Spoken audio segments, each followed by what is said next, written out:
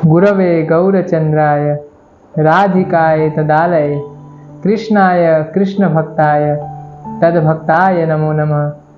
बद्धे वितनुते भक्तिं मूकमावर्तये श्रुतिं यत्कृपातमहं वन्दे श्री प्रेम गोपालकं प्रभु।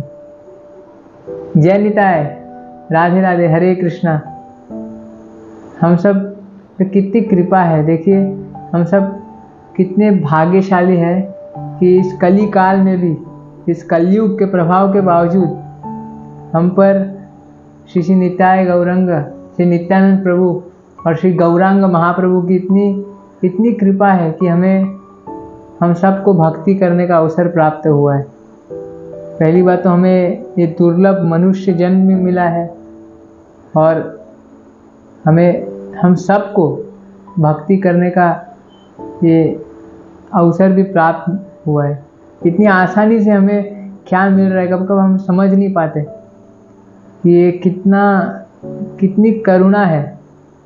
देखिए सब जगह भागवतम में कहा गया कि जो देवी देवता भी है जो स्वर्ग में इतने ऐशो आराम में भी जी रहे, लेकिन फिर वो भी तपस्या करते कि कभी उन्हें मनुष्य जन्म मिलेगा, और उसमें भी स्पेशल ये भारत भूमि में, और हम सबको ये अवसर प्राप्त हुआ है। और ख़ास करके कलयुग में होने का एक अलग ही सौभाग्य है। तो लोग कहते हैं कि कलयुग, शास्त्र में भी कहा गया है कि कलयुग बहुत, वहाँ पे 25% केवल धर्म बचेगा और बाकी 75% पूरा अधर्म ही है। और हम देख रहे हैं कलयुग का प्रभाव बहुत है, लेकिन फिर भी हम बहुत भाग्यशाली है क्योंकि कलयुग के बावजूद ये स्पेशल कलयुग है जहाँ पे स्वयं भगवान श्री कृष्ण श्रीमती राधा रानी के भाव में श्री चैतन्य महाप्रभु के रूप में हम सब जीवों पर अपनी कृपा बरसाने के लिए अवतरित हुए थे, श्री निताय गौरांग नित्यानंद प्रभु और गौरांग महाप्रभु। तो देखिए सब पर कृपा हो रही, कब कब हम रियलाइज़ नहीं कर पाते कि उनकी कृपा कितनी बरस रही है। जैसे हम देखें कि यदि बरसात हो रही है तो बरसात सब जगह होती है इक्वली, समुद्र में भी होगी, जहाँ पे जंगल है वहाँ पे भी हो रही है, शहर में भी हो रही है, सब जगह इक्वली होती है, कोई पक्षपात नहीं होता। लेकिन अब कोई व्यक्ति है जो बरसात में, बारिश में बाहर है, तो बारिश तो हो रही है, लेकिन यदि किसी ने छाता खोल लिया या कोई छत के नीचे चले गया तो वो भीगेगा नहीं, और जो व्यक्ति खुले में है वो भीगेगा।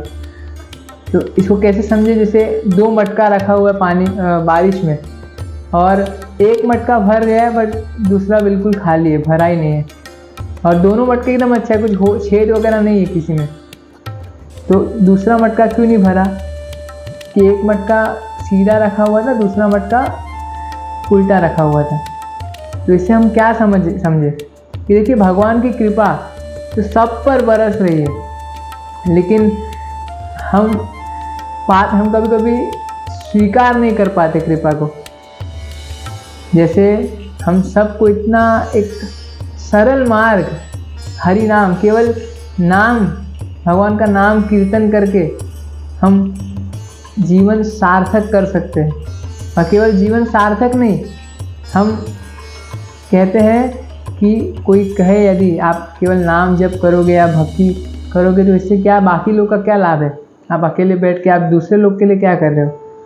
लेकिन शास्त्र में कह रहे हैं कि केवल एकमात्र यही मार्ग है जिससे आप खुद का भी जीवन सार्थक कर सकते हैं और साथ ही साथ दूसरों का भी, खास करके अपने परिवार का भी जन्म सफल कर सकते हैं, केवल ये कार्य से, भक्ति से, भगवान के नाम का कीर्तन करके। तो कैसे समझे?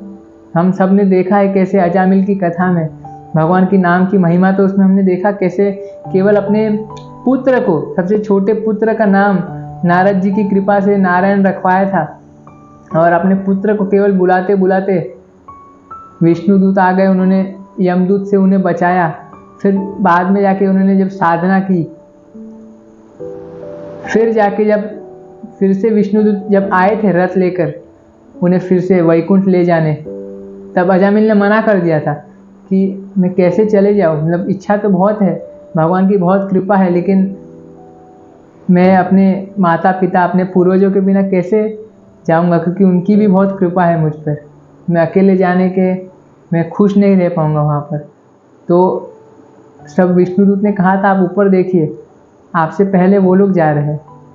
सेम आप देखेंगे प्रहलाद महाराज, ध्रुव महाराज, आप जितने भी देखेंगे, जितने भी भक्त हुए हैं, वो यदि कोई भक्ति कर रहा है तो केवल जो कर रहा है उसका जीवन सार्थक नहीं होता, उनके परिवार, पूरे जो पिछले पीढ़ी के लोग और जो आने वाली पीढ़ी भी है, वो सब तर जाते हैं, इतनी भगवान की कृपा होती है। तो इससे और इजी मार्ग और इससे और इफेक्टिव इस कलयुग में और कुछ हमें नहीं मिल सकता। हम सब शास्त्र में पढ़ते, सब जगह नाम की इतनी महिमा दी गई है, भगवान स्वयं कह रहे हैं कि कितनी महिमा है, फिर भी कभी कभी हम इस पर श्रद्धा नहीं कर पाते, अटूट श्रद्धा विश्वास नहीं रह पाता, और हम अपना समय, अधिकतम समय भगवान के नाम जप कीर्तन में, अन्य अंग में नहीं दे पाते।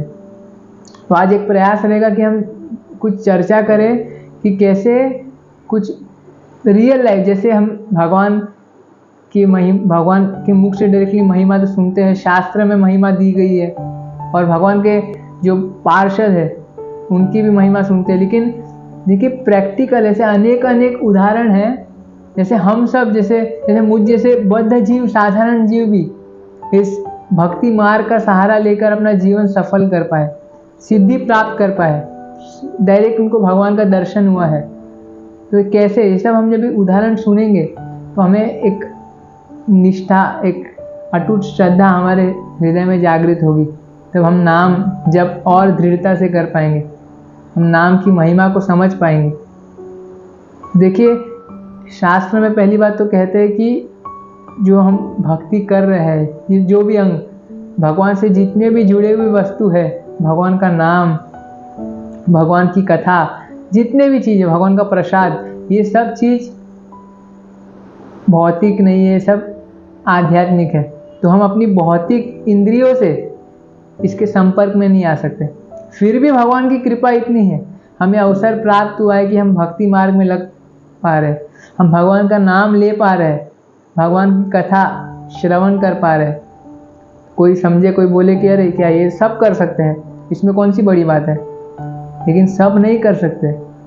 आप देखें कितने लोग हैं जिन्हें ये सब चीज़ में रुचि होती है, कितने तो नास्तिक ही होते हैं, कोई तो मानते ही नहीं है, फिर उसमें से भी कितने लोग बिल्कुल समय नहीं दे पाते, और उसमें से भी कुछ लोग हम जैसे है जो हम कुछ प्रयास कर रहे हैं, तो बहुत कृपा है।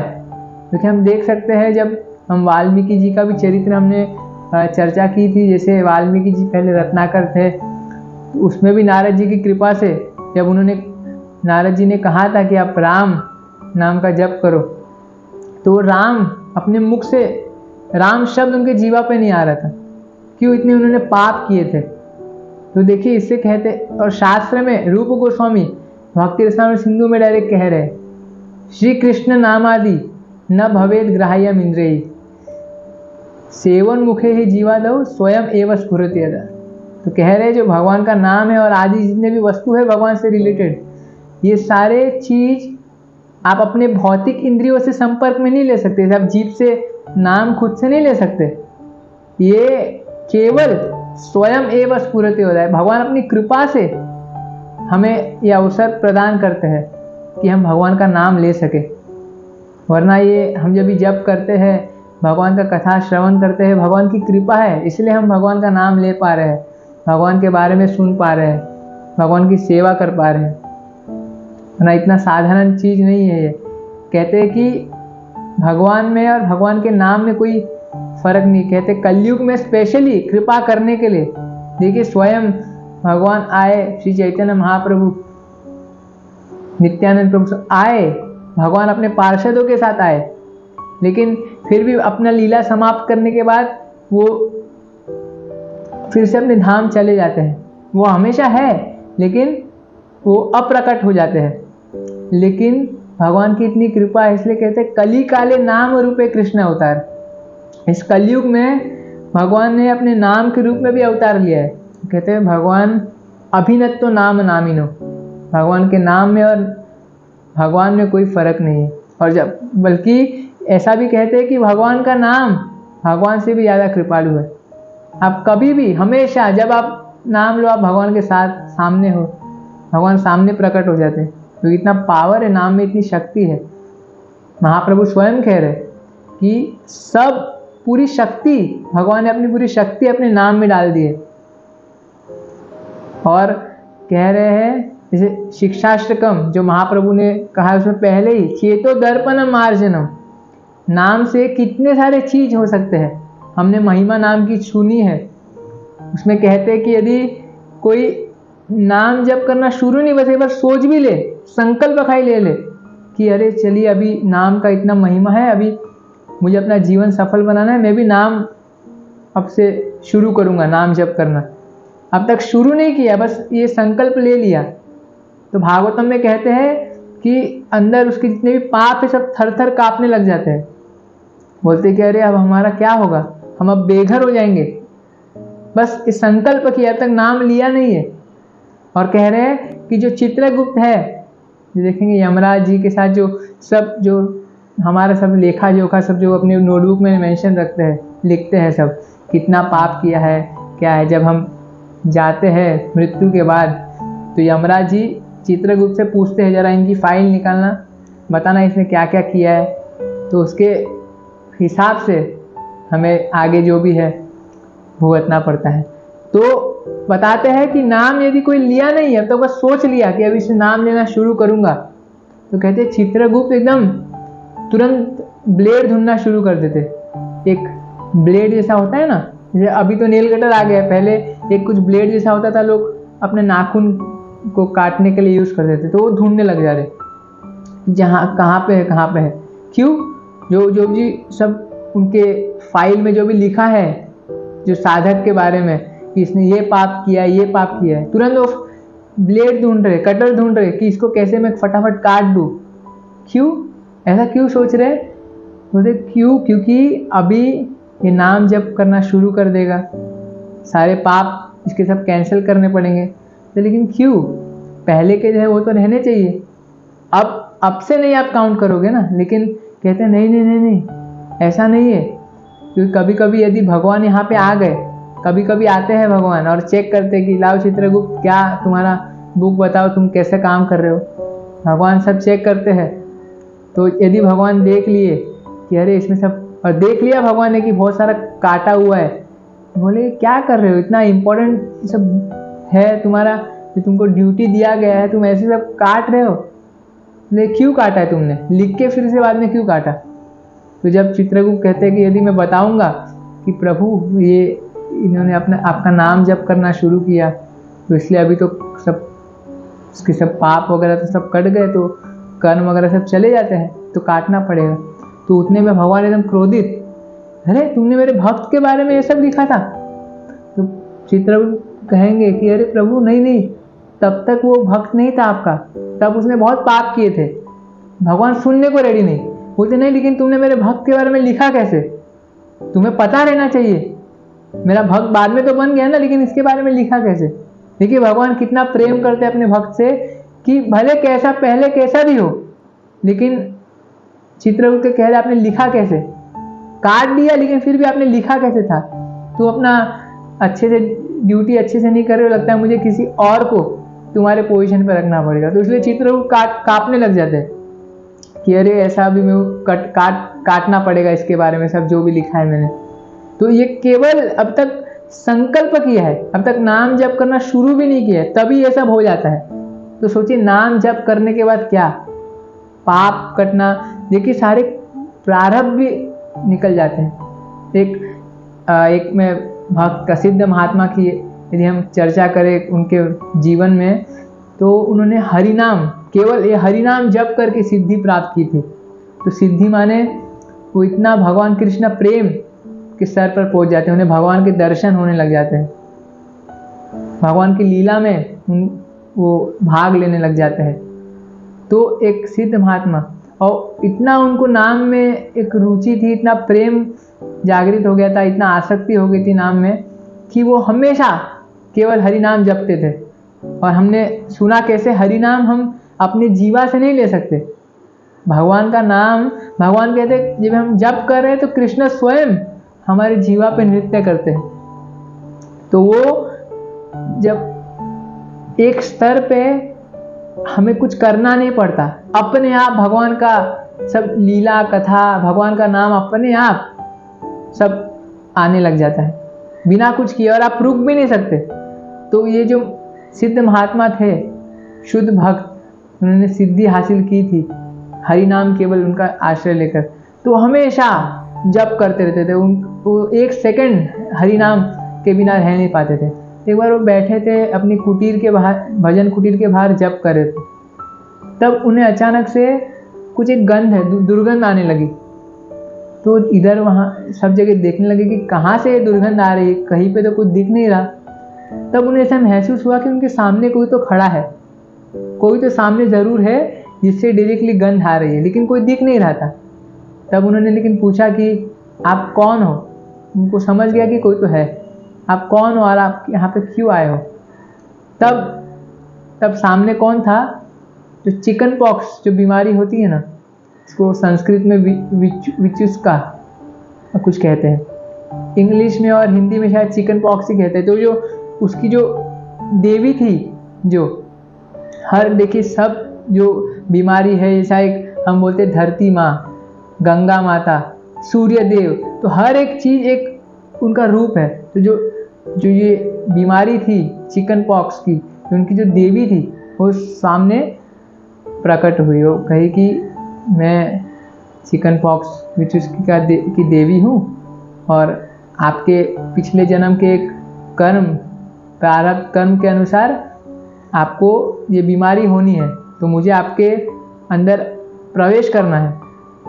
तो भक्त का तो स्वभाव है, भक्त किसी चीज़ से कोई भय नहीं, वो भगवान के नाम कीर्तन में, भगवान के स्मरण में एकदम मग्न रहते हैं। उन्होंने कहा जी देवी, कोई आप बिल्कुल आइए, आपको कोई अनुमति लेने की ज़रूरत नहीं है। भक्त का ये स्वभाव है, उन्होंने स्वर्ग में रहे नरक में रहे उन्हें कोई फ़र्क नहीं, वो बस भगवान की भक्ति में लगे रहते हैं। उन्होंने कहा, तो देवी ने कहा कि मैं कब से प्रयास कर रही हूँ लेकिन मैं आपके अंदर प्रवेश नहीं कर पा रही हूँ। मैं क्यों? मुझे आप कब से नाम जप कर रहे हो, आप नाम जप करना रुकते ही नहीं, तो मैं अंदर प्रवेश नहीं कर पाती हूँ। जो भगवान के नाम का जप करता है कोई भौतिक चीज़ छू नहीं सकती। तो अब वो कहे ठीक है, अभी तो मैं जप का मेरा समय है, जब मैं रात को विश्राम करूँगा तब आप आ जाइए। इसलिए मैंने वो भी प्रयास किया, मैं पिछले कई दिनों से प्रयास कर रही हूँ मैं, लेकिन रात को भी आपके जीवा से हरि नाम कंटिन्यूस, भगवान हरे कृष्ण महामंत्र चलता ही रहता है। मैंने कहा अच्छा, तो अब वैष्णव का स्वभाव है। बोले ठीक है, तो फिर मैं क्या करता हूँ, अभी मैं अपना जीप पकड़ लेता हूँ और आप प्रवेश कीजिए मेरे अंदर। तो उन्होंने कैसे तैसे अपना जीप पकड़ लिया कि अभी जीप से हरि नाम ना निकले। देखिए इतना अटैचमेंट, इतना हरि नाम से आसक्ति। भगवान हरि नाम जो साक्षात शब्द ब्रह्म है, वो पूरा उनके जीभ में स्वयं नाच रहे, नृत्य कर रहे हैं। तो उनको पकड़ना पड़ा जीभ को कि हरि नाम लेना बंद करे। वो सोचिए, फिर तुरंत जैसे वो चिकन पॉक्स की देवी जो घुसी उनके अंदर, और फिर उन्होंने जीभ जैसे छोड़ा वैसे हरि नाम फिर से शुरू, तुरंत फिर से देवी बाहर एकदम। ये सच में है, ये कोई काल्पनिक चीज़ नहीं है, ये आप गौड़िया वैष्णव जीवनी में आप पढ़ सकते हैं, वैष्णव के चरित्र में ये सिद्ध महात्मा की एक कथा है। तो फिर से देवी बाहर आ गई। तो देखिए इससे हम समझ सकते हैं कि हरि नाम की कितनी शक्ति है। ये तो कोई हम कर्म मिट जाना, पाप चले जाना, ऐसा बहुत छोटे एक सेकेंडरी गौण इसके साइड इफेक्ट समझ सकते हैं हम, लेकिन जो आसक्ति, जो भगवान के प्रति जो प्रेम जागृत होता है हरि नाम से, हम उसकी कल्पना नहीं कर सकते। हम हरिदास ठाकुर की बात करें, देखिए स्वयं श्री गौरांग महाप्रभु ने हरिदास ठाकुर को नाम आचार्य की पदवी दी थी, उनको नाम आचार्य का स्थान दिया था। और हरिदास ठाकुर कौन थे? वो एक मुस्लिम परिवार में जन्म लिए थे, लेकिन उनको इतनी रुचि थी कि हमेशा भगवान के नाम का जप किया करते थे। कहते थे कि दिन में 3 लाख नाम वो जप करते थे। डेली का उनका एक नियम था। और उनकी कितनी सारी कथा है, उनके बारे में यदि हम चर्चा करें तो एक समय क्या हुआ था कि उन्हें 22 बाजारों में इतना पीटा गया था, इतना मारा गया था कि पूरा उनका शरीर से पूरा खून, पूरा जितने भी पूरा हड्डी तक दिखने लग गया था, इतना उनको बेरहमी से मार रहे थे। और फिर भी वो भगवान से प्रार्थना कर रहे थे कि जो मार रहे उनको भगवान आप कुछ सजा मत देना, उनकी कोई गलती नहीं है, क्योंकि राजा का आदेश था उनको मारने का, वो अलग कथा है। लेकिन हम मेन जो इसमें संदेश हम ले, इतना उनको मार रहे थे। और जो मार रहे थे, जो सैनिक सिपाही लोग, वो कह रहे थे अरे नाम जप करना बंद करो। वो कंटिन्यूस अपने मुंह से नाम ले रहे थे, छोड़ ही नहीं पा रहे थे। तब उन्होंने क्या कहा था कि अगर मेरे शरीर के आप टुकड़े टुकड़े भी कर दोगे, फिर भी मैं अपने जीभ से नाम लेना बंद नहीं कर सकता। आप सोचिए, कल्पना हम नहीं कर सकते कितना आसक्ति है नाम में, और कितना एक वो क्या रुचि होगी, क्या उनको प्रेम होगा नाम से कि वो छोड़ नहीं सकते। उनको कोई चीज़ का, उनको ऐसा नहीं कि मार रहे थे तो उनको कोई कष्ट हो रहा था, वो एकदम आनंद में एकदम भगवान के नाम का जप कर रहे थे, क्योंकि तब पूरा शरीर आपका आध्यात्मिक हो जाता है। जैसे एग्जाम्पल देते हैं कि जैसे आप लोहा लेंगे, लोहा को आप कंटिन्यूस आग में रखिए तो लोहा भी पूरा आग ही जैसा ही बन जाएगा। अब वो लोहा नहीं, वैसे ही अब जब भगवान का नाम लेंगे जो आध्यात्मिक है, आपका पूरा शरीर आध्यात्मिक हो जाएगा। आपको भूख प्यास ये सब कोई चीज़ नहीं सताएगी। तो इतनी महिमा है। अभी हम ये सब सुनते हैं और हमें लगता है कि अरे लेकिन हमें तो इतनी रुचि नहीं है, हम कैसे, हमें तो नाम का जो रस है, जो नामामृत है, वो तो हम जीवा से उसका स्वाद नहीं ले पा रहे, हमें तो कोई रुचि नहीं है, कैसे समझे।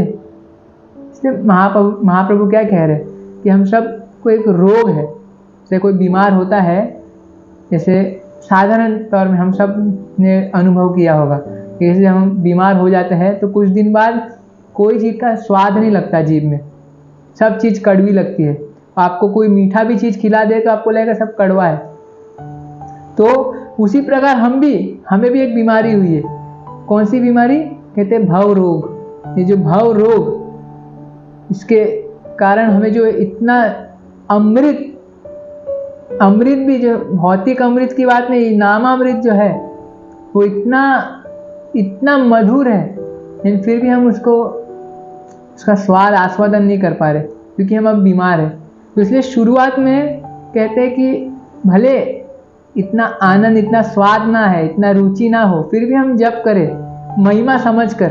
फिर धीरे धीरे जब रोग कम होगा तब हमें आनंद आना शुरू होगा। और जो भी जप करते हैं वो उन्होंने अनुभव किया होगा। यदि हम ध्यान से जप करें, जब हम कुछ 1 माला 2 माला कर रहे हैं, तो जब एंड करने के टाइम पे ऐसा अपने आप लगेगा कि नहीं थोड़ा और करता हूँ, थोड़ा एक और माला कर लेता हूँ, ये सबको अनुभव होगा, वरना कोई ऐसे थोड़ी ना जप कर रहा है। तो हम यदि महत्व समझे और एकदम प्रेम से, क्योंकि जब हम भगवान का नाम का जप कर रहे हैं तो हम पूरा एक नाम के साथ रहे, एकदम पूरा महसूस करें प्रेम से, हरे कृष्ण कृष्ण कृष्ण हरे हरे, हरे राम राम राम हरे हरे। क्योंकि डायरेक्टली राधा कृष्ण हमारे साथ हैं, हम राधा कृष्ण के साथ हैं हम जब जप कर रहे हैं, क्योंकि कोई भेद नहीं है नाम और नामी में, हम डायरेक्टली भगवान के समीप है। तो वो भाव से, वो आदर से हम नाम जप करें तो हमें अपने आप वो धीरे धीरे हमें वो रुचि सब हम महसूस करेंगे। तो इतने सारे महिमा और इस सब चीज़ का इलाज है। हम सोचे अगर कि इतने हमारे जीवन में तो इतनी सारी तकलीफ है, कहाँ पे समय है नाम जप करने का, ये सब करने का। लेकिन महाप्रभु कह रहे हैं कि चेतो दर्पणम मार्जनम भव महादावाग्नि निर्वापणम। जो भव का महादावाग्नि है, हम जो भव रोग से जूझ रहे हैं और जो भव सागर में हम सब फंसे हुए हैं, महादावाग्नि के रूप में बोलते सब लोग कुछ ना कुछ प्रॉब्लम से जूझ रहे हैं। उसे प्रॉब्लम का इलाज कहाँ पे मिलेगा? हम प्रयास करते हैं कि कुछ सांसारिक वस्तु कर लेंगे तो शायद से इसका सॉल्यूशन मिल जाएगा, लेकिन कहते हैं कि उससे कोई फ़ायदा ज़्यादा होने नहीं वाला है, क्योंकि सब चीज़ का एंड में फाइनल उसका इलाज केवल हरि नाम है। तो कोई बोलेंगे अरे प्रैक्टिकल बात नहीं है, आप कैसे बोल सकते हो हरि नाम से सब हो जाएगा? लेकिन देखिए यही चीज़ श्रद्धा की बात है। हम शास्त्र में देखते इतने सारे प्रॉब्लम कितने थे, लेकिन फिर भी जब आप नाम का सहारा लेते हो तो आपके लिए कोई प्रॉब्लम ही नहीं रहता है, क्योंकि आप चेतो दर्पणम मार्जनम, जो चित्त है एक समझिए एक जो सामने दर्पण है, मिरर, आप यदि धूल लगा हुआ है तो हम उसे अपने आप को देख नहीं सकते। जब ये चित्त यदि हम जप करेंगे, हरि नाम लेंगे, तो जो दर्पण है वो साफ होगा, फिर हम अपने आप को समझ पाएंगे हम हैं कौन, और आसपास सब चीज़ को हम वास्तविक तौर में देख पाएंगे कि ये सब है क्या। तो जो हम जिसके कारण हम परेशान हैं, क्यों? क्योंकि हम अपने आप को भूल बैठे हैं, हम बहुत आसक्त हो चुके हैं बाकी वस्तु से। तो इसके कारण हम जो एक्चुअली नहीं है, माया का मतलब क्या है? जो नहीं है, दैट विच इज़ नॉट। तो जो हम नहीं को, जैसे शरीर के हम इतना आसक्त हो गए, इसलिए सब शरीर के जितने तकलीफ़ है, जीवन में शरीर से रिलेटेड जितने चीज़ है उसकी जो तकलीफ़ है उसको हम अपना मान बैठते हैं।